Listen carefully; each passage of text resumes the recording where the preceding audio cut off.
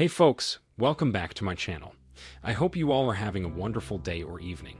In today's story, OP found out his wife cheated on him after he came home from a camping trip with his son and noticed her AP lying in his bed. Then, things got crazy. Now, let's get into today's story to find out what happened. This past weekend, the kiddo and I went on a 2-day camping trip for some father-son bonding time. My wife doesn't like camping herself at all anymore and doesn't even appreciate our kid and me going. This is a big hobby for me and I want to share it with my son.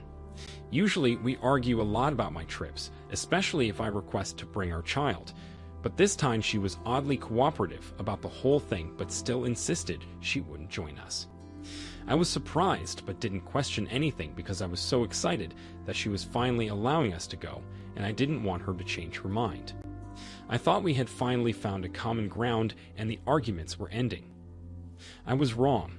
We had a great trip and returned back on Monday.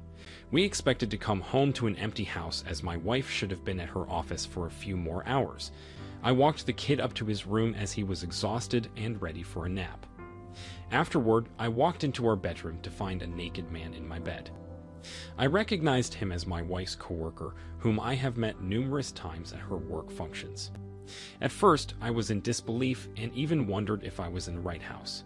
Then my wife walked out of our bathroom, also naked, and I had no more doubts.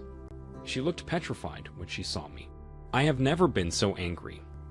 I yelled at the dude to get out of my house so I could speak to my wife. He grabbed his clothes and left. Then we started arguing. I never yell at my wife. We always want to keep things civil for our son, but I was so hurt I was screaming.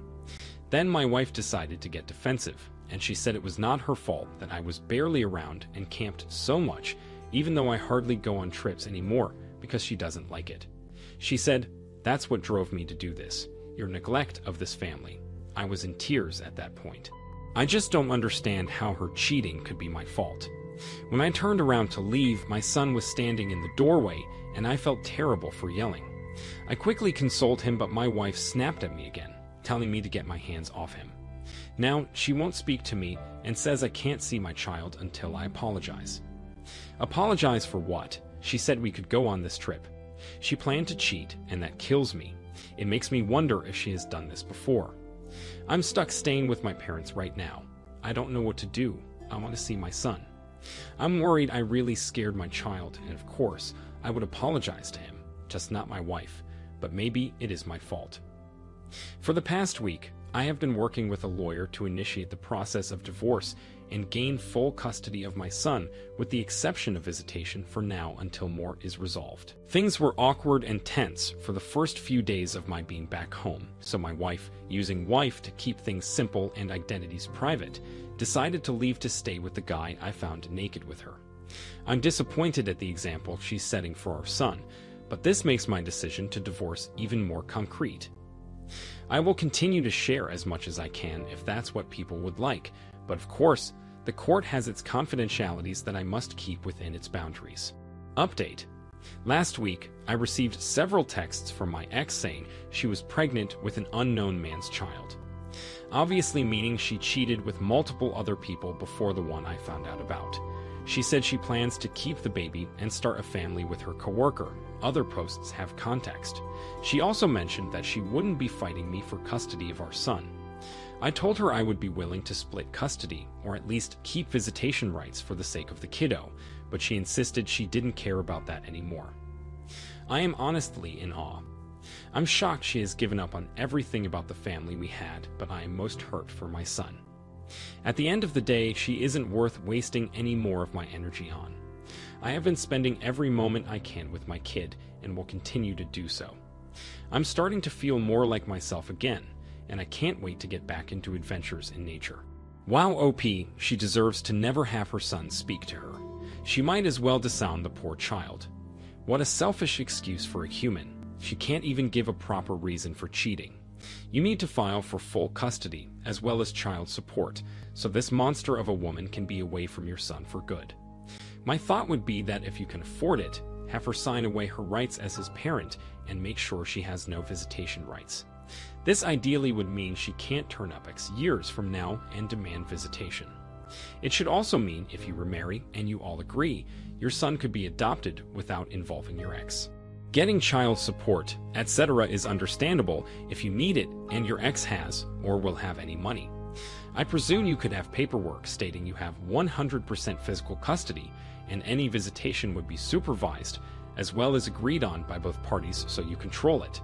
It just leaves an open door for your ex, so cover all your bases in your paperwork, including airtight. So if you were to pass away, your ex can't claim your son and can't get any of his inheritance. You also need to start saving up to get your son into therapy. He is 7 years old and is old enough to remember his mother abandoning him. Therapy will help him get over the trauma his mother has caused him and will teach him to have a good foundation for life. I wish you good luck, OP, and hope that you and your son have a happy and adventurous life.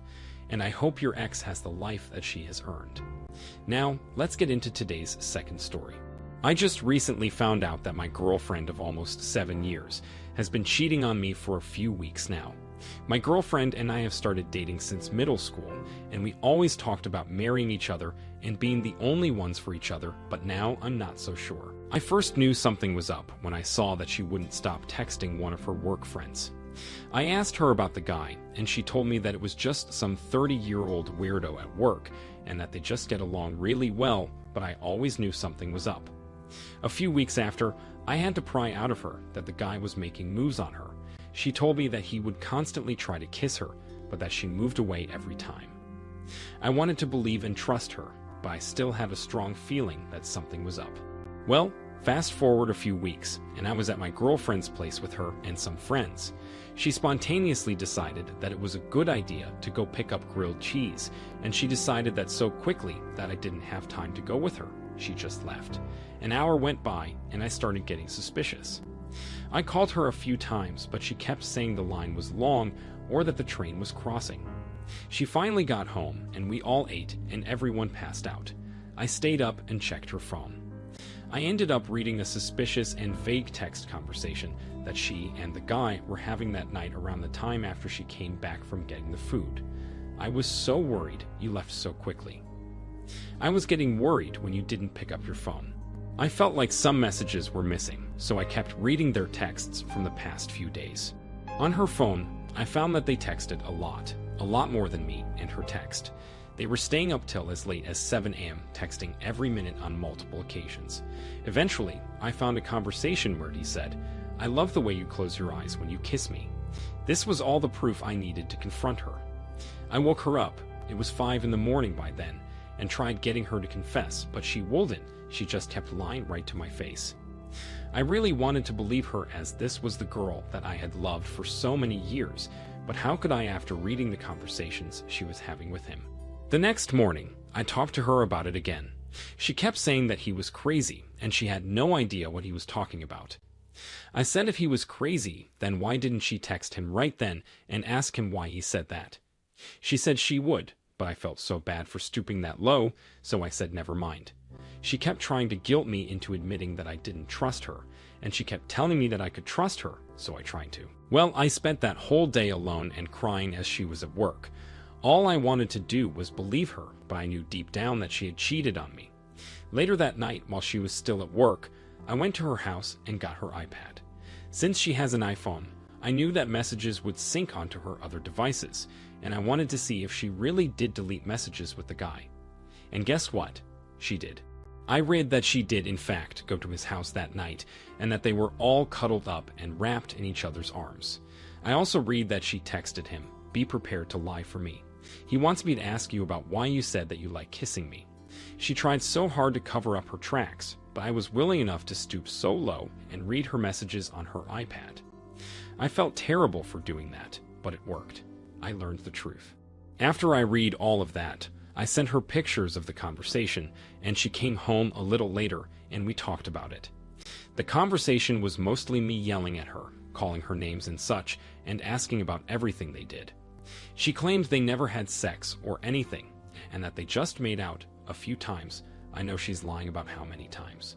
She also said that she spent the night at his house twice, but it was just for cuddling, and I really want to believe that. She thinks very poorly about her body figure, She's only comfortable being naked or even half naked around me. And I did read some of her texts where she said stuff along the lines of, if I wanted to have sex, we would have had sex already, or stuff where she just talked crap about her body and him saying, I'm sure it isn't that bad. Stuff that makes me want to believe that they didn't have sex. But she still lied to my face countless times, even after I confronted her with proof. I eventually said, you know we can't be together anymore after this, and she just started bawling her eyes out. She wouldn't stop crying. I kept trying to leave and take some of the clothes I left there with me, but she kept pulling me back and grabbing onto me. She wouldn't stop telling me how much she loved me, and that it was a mistake, and that now that she knew what it was like to lose me, that she wouldn't ever do something like that to me again. And I honestly do want to believe her. This is the girl I have loved since middle school, but she has lied to me so much that I'm not sure if I can do it. She drove up to school with me for a few days. I lived 3 hours away from school, and I was down home for the weekend, and it was enjoyable. We were together the entire time, and it made me realize that I can't picture life without her. But now she's back home where he is, and I just can't trust her anymore. I have been freaking out every day since she left, not knowing what she was doing or who she was with, since I just can't trust her anymore. She said she understood and that she was going to earn my trust back, but I've read so many other cheating stories on here that it seems like I'm just never going to trust her again. She turned on her location for me, but she could easily just set the location to her iPad and trick me into thinking that she was home. She still hangs out with the same group of friends. The guy she cheated on me with is in this friend group, and it's destroying me. I know she's just trying to have fun with work friends, but how am I supposed to believe that she's really done with him? What do you guys think of this situation? OP, if your girlfriend and her new boyfriend were still in junior high, I would agree that they only kissed and cuddled. However, they are adults and adults have sex. She didn't lie this hard, and this often to cover up kisses and cuddles or a man she didn't care about. She slept with him and still won't stop hanging around him and his friends. She didn't make a mistake. What she did was wrong. Chose to lie to you, she chose to betray you, and she chose to gaslight you to cover it up. You will not know one day of peace so long as she is still in your life, as she has proven herself to be completely untrustworthy. I wish you the best of luck, OP, and hope you can heal from your situation. Thanks for taking the time to listen to today's stories. If you enjoyed listening, please don't forget to like and subscribe if you haven't already. Also, if there is a story you would like to share with me, then feel free to contact me. Take care, everyone.